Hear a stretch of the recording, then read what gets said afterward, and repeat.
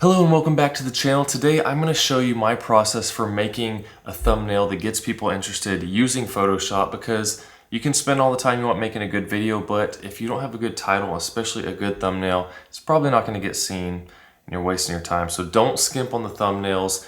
I'm going to show you how to do this with just taking a screenshot from your video. So we're going to get started here with Photoshop 2021 version is what I'm using. We're going to make a new file here. And I have custom, which is what I use for all mine, of 1920 by 1080. That is the typical 16 by 9 that you use for a thumbnail. And hit create. And I always do mine with the transparent background starting out. And we're going to be going through me making a thumbnail for a video I'm putting out tomorrow on my fitness channel. So I'm going to bring that in here. And here's the shot. So I'm going to click on it, drag it a little bit, convert to normal layer, and then drag it to our transparent background and overlay it. You see that? All the lines go purple with the purple crosses there. It looks good. I'm going to go ahead and save and call this just pre-workouts. Close this other one because I don't need it. And you know, that's fine. You could just use this if you wanted, but there are some different things I'm going to do here that make it more interesting. I'm going to try to point out the different things I use, the different tools, and hopefully it makes sense. Just leave any comments down below. If something doesn't make sense, I'll try to clarify what I can. So I always call this base. That's my base layer, and then I make a couple copies of it.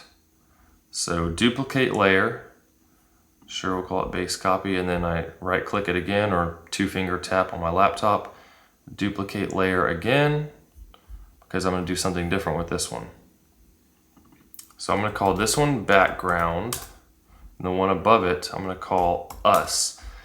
The first thing I always like to do is to cut out the main characters that are in it. With these, I have a kind of a theme for my channel where the background is kind of a turquoise looking color in most of my videos, and I'll show you how I do that in a bit. But in order to make that work, I need to cut us out, and I'm going to overlay some words behind us so that I can keep us there and the words don't cover our face, it's behind our heads instead. So I'm going to zoom in a little bit. I'm doing Command plus here, and if you do Command minus, it goes back out. I'm going to select the one that says us. I'm going to push the W, and you see this little circle comes up, and that is up here, the magic wand, or quick selection tool rather.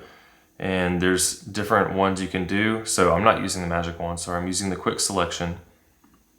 And W gets you to that, and you can use the right bracket key to make it bigger like this, and the left bracket key makes it smaller. So what I'm going to do is click and just start dragging around, and it selects the stuff that's there. And this is why a lot of times it's good to take a picture, because you have a lot more pixels in the picture. It looks even better, and you can pick out finer details without it automatically jumping and grabbing all this stuff. But I hold the shift button while I'm doing this as I keep clicking the different sections that I want. And I'll just go through this real quick. See how this poked out there? I'm gonna have to delete that out later. And you can click and drag, but I like to stop every so often. So if I mess something up and want to try to reselect, I can do an undo, Command Z, and then go back and try to get a better one. See, like under there, it selected all that, so I'm gonna have to cut that out later. But in general, this works pretty well. Pretty much everything on the table and us is gonna be in the foreground, and everything else can be in the background.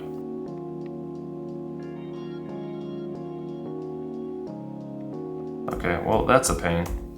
Literally just selected everything behind her, so you'll see how I have to do this the hard way. You gotta watch letters very carefully, because a lot of times some of them won't get selected. But it looks like it's good. So I'm gonna do Command Shift I, and that inverts it to select everything else from what you selected, and then delete. Now you can see all that other stuff's deleted. And now, if someone can tell me how to do this, I'm not sure. I don't know how to make these little marching ants, people call them, go away. So I literally just close it, and then I reopen it, and then they're gone. So that's kind of a pain, but whatever. So next step is the longest step, especially when it selects a large area like it did here, and that is erasing the other stuff that I don't want there. So essentially just gonna zoom in like a lot.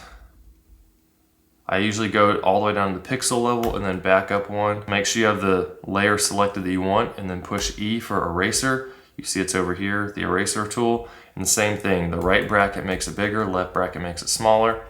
And I used to sit here and try to drag and get this a straight line. But a little trick here is you can do straight lines with the shift key. So I click here, hold the shift key, and then click up here, boom, straight line. That helps, and I do that around curves and everything. It makes it way easier. And when there's lots of straight lines like this, it makes it go a lot quicker. So I'm just clicking, doing lots of lines, and then around curves here, you just do a little bit at a time and it looks just fine. And you get to where you can get a feel for it and go through this pretty quickly. And you can use a larger eraser, but initially when I go through this, I like to use a smaller one so that I can get really close to everything, and then I come back to the larger one to cut away even more from my original cut, and then I can make the eraser really big and get rid of everything fairly quickly.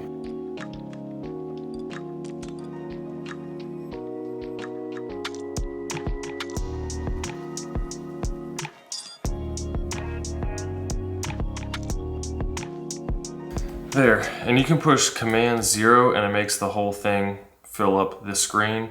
Now it looks like we got the outline and everything, so I'm going to go back in, make the eraser bigger, something like that, and then just start going around the outline again, which it'll be a lot quicker now because I'm not having to be careful around the edges, just so I don't accidentally start erasing myself if I use a big eraser going over everything. But after I finish the section, then I can make the eraser a lot bigger. And as you can see, the process goes a lot faster from this point on.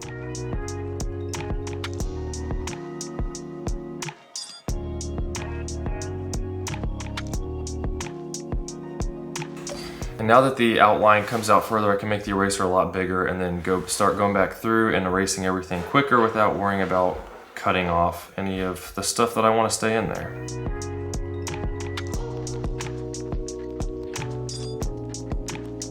If there's something you don't like my hair is kind of weird right here, you can cut that kind of stuff out. Looks a little better, so I just got a Photoshop haircut. So as you saw, that was the most time-consuming part. So now we are cut out. Something I like to do, make a background fill layer. So I have it right here, rectangle tool, and I have fill set to black. I just go outside the frame and cover the whole thing. Click V to go back to the arrow and then just kind of line it up so it's in the middle. I take this to the bottom under all my base layers, and the reason I do that is because I then typically like to put this outer glow around. Right now it's set to black from something else I was doing, but I put it on white, and I typically do 22 and either 11 or 22, but I think 11 is good on this one. And I like the black background because you can see sometimes the cuts weren't great, or I might have missed little spots. You can see these dots here. So then I go back in again, select us, and then just freshen this up a little bit with an eraser. Make it a little bit smaller so it gets nice straight lines and makes these extra parts sticking out go away.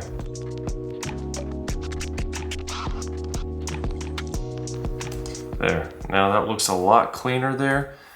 Save that, and then we can take this rectangle away, turn the background back on, and now we are cut out from the background. So we move on to the next phase of the process. Change the background a little bit. I'm going to select the background one, and first I'm going to go to New Adjustment Layer, Brightness and Contrast, and that puts this right above the background because I'm not going to have anything else behind that. And I'll show you how you do that differently when I'm going to do something to the top layer later on. And then also an adjustment layer for hue and saturation. For brightness and contrast, what I typically do is make the background a lot brighter. Take it up to like 77 initially here. And then I go into hue saturation and I bring this down almost to nothing. It's like negative 88 or something like that. Close to negative 100. I put a new fill layer. Solid color. Okay. We're going to change that, I think. I'd like to try different ones, but I'm going to start with linear burn here. And we need a brighter color. So as you can see, you can make the background look all kinds of different colors now with that. I usually go with a more turquoise type look, but just to make it easy, I usually just open up one of my other videos and I go to the color fill that I use for that. Copy, this is what I have here. Click on that, paste, got the same color now. So it stays consistent through my different videos. And you can see here, this was an actual picture I took. So you can see how much clearer it can get when you use a picture versus right here, not a picture. You know, if I was to have the saturation not down, it changes a lot. So you want it just about all the way black and white pretty much so that you get the color you want in the background. And next up, it is time to add text. Now when it comes to text, the less the better. You don't want to put the exact same thing that's in your title because there's pointless. If there's a different idea maybe you want, you don't even need text, but if you're gonna put it, my general rule of thumb is bold letters, nothing crazy squiggly lines that people can't read, nothing tiny small, especially if it's the mixture of that squiggly lines and small. It's gonna be ridiculously hard to see because you got to think about what's it going to look like when this is a tiny thumbnail on YouTube on someone's phone. What I'm going to do is I usually try different ways. I like the way this looks, this honest taste testing, but I'm not going to put that on the bottom here because I have all these. So I'm going to put it behind our heads. But when I do this, I typically, if I have two different things, I follow the same type of theme. These are the same letters, but one is over a white background, the other one is over or with a white outer glow. So I'm going to try both of them to see what it looks on here. So just to make it easier, I'm going to copy and paste from what I did, but essentially, well, that looks kind of cool. See, sometimes you make mistakes and realize that looks pretty neat. But essentially, if you're going to do this, you would just go to the text right here, click on that, click where you want, and start writing text, but I'm not going to use that because I already have this. I'm going to put honest taste testing. Put some spaces there. We're going to make it bigger so it goes all the way across. Let's try 46. Almost. How about 47? That looks pretty good. You see how that is behind our heads now, so it is pretty much centered behind us. Actually, I'm going to backspace that, put an extra space there so you see the words a little better. But I'm not really feeling the way that looks right now. And this is part of the process. You look at it, see how it looks. I don't really like it. But just for this text, what I have here is called Scandia. It's a font that's not really in it. Any kind of bold font works really, but this is one you can download online if you find it. But I do some different tricks here. When you put in text, you can go down here to FX and click these different things. I usually start with the bevel and emboss, and you can just play around with how this makes it look like depth. It changes, gives a little texture to the words. You soften it, make it harder like that so it's kind of pointy in the middle of them. Just play around with that. Then I usually add a stroke. So I have black here, it's set to 4, and that gives the stroke around it so it stands out more. And then I do another outer glow on the outside of it and just play around with this spread and size of that to make it stand out from the background a little more. Before I finish and try the other style, I'm going to make this bigger, but to do that I need to make sure that I select all of my backgrounds and bases, and these except for the honest taste testing, I'm going to take that off and make these bigger. And you want to make sure that this is checked once you start moving it, because that keeps everything in the original ratio that it's in. So I'm going to make this larger till my head's pretty much at the top, and until all of these are right at the bottom almost.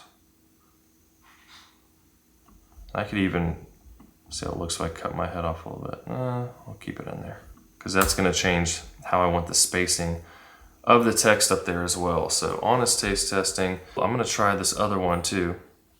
So what I'm going to do is go ahead and take this text and copy and paste as well. I'm going to make this layer go away so I can work on just this, bring it up to the top. I'm going to keep it above my head for now. Now what I'm going to do is get this rectangle tool again. I'm going to make it a white box. I'm going to just put it over this text from one side to the other. And now I'm going to move this to underneath so we can see them. I'm going to click the V. So now I'm back to normal, and I'm going to click the edge of this. I'm going to take this link tool right here so that I can move around the different parts without it moving the whole thing. So I'm going to make sure it touches both sides here. I'll make this a little larger there, not too much. Check, I think that looks good. Make sure this is in the middle. First, let's see how this looks if it's underneath us. See, this is where I'm gonna play around a little bit and change the size of the text. 6. Try moving it, get it centered, see how it looks. I need to move my head over some. I could move the whole thing now, a little bit to the left, but take out the text, the rectangle. So it's just these little things, you're moving around, seeing what works. I'm actually gonna make the rectangle a little bit smaller now since the text is smaller. So I'm gonna select the honest taste testing. And I like to zoom in really far to this and then bring it down to the right a little bit, and you'll see why in just a second. Make it big again. So I select that, and I'm gonna push Command while I press the T for the text box next to the honest taste testing. Now I'll put the little marching ants around it. Now I'm gonna select the rectangle, go up to Layer, Layer Mask, and Hide Selection. And now if I take this off, it just cut that out. So I could leave it like that if I want, which is how I used to do, but what I like to do now is I leave that there, zoom back in, and move this up and over like that. So now it's pretty much centered still, but then you have this kind of little background type of thing that's the same color as everything else there. And I'm going to move it down some. I think that works out pretty well, and I'm gonna mess around with this a little bit, the brightness of the background, so you can, depending on how you want to look, actually it's pretty good, close to how it was right there. That's not bad, and changing the contrast can make a big difference too with how it looks in the background. The last thing I'm gonna do is I'm gonna make a copy of the us, and then on the top one, I'm just gonna mess around with the adjustments here, because before we did layer adjustments, and what that does is put those adjustments to everything that's below these 3 right here. But since I want it just to this, I go to image and do those same types of adjustments. Start with the brightness, see if it needs to come up a little bit. A little bit brighter is usually good for thumbnails. Let's do that. I'm going to make an adjustment on the color balance because it looked a little almost green earlier. So I'm gonna add a little bit of magenta there, maybe a little bit of red. You don't wanna go so much to where you see a huge difference. It's just subtle little changes here. You can do preview before and after. So you see our skin tone, before it's a little yellowish green and now looks a little more natural. And you can, that's just for the midtones. You can do individual ones for shadows and highlights, but usually just a little tweak to the midtones is good enough for the whole thing. So I like that. And then the last thing I'm gonna do is filter. I'm gonna go to sharpen. And I think that'll do for the video. I'll link the video as well if you wanna watch that and see what you think of it and maybe get into some of the fitness content. But that is it for making a thumbnail. And that took, we're up to 40 minutes now. Obviously a lot of that was played back quickly, but it took me under 40 minutes really to make this whole thumbnail. Some of it's tedious, but in the end, you get people's attention, make them wanna watch. Get that watch time, retention, all that stuff up, get an audience, and that is how you succeed on YouTube. Make good videos, make good thumbnails. Don't let your thumbnail be a last minute thing that you just be like, okay, I'll just take a quick screenshot and throw it on there. You can even make your screenshots look a lot better. So just as a reminder here, a before and after. So that was before, after. Quite a big difference there. I could have just thrown that up there and been like, all right, here's my video. But now this stands out a lot more, it gets your attention. Hope you guys liked it. Like, subscribe, comments down below, and I'll see you soon.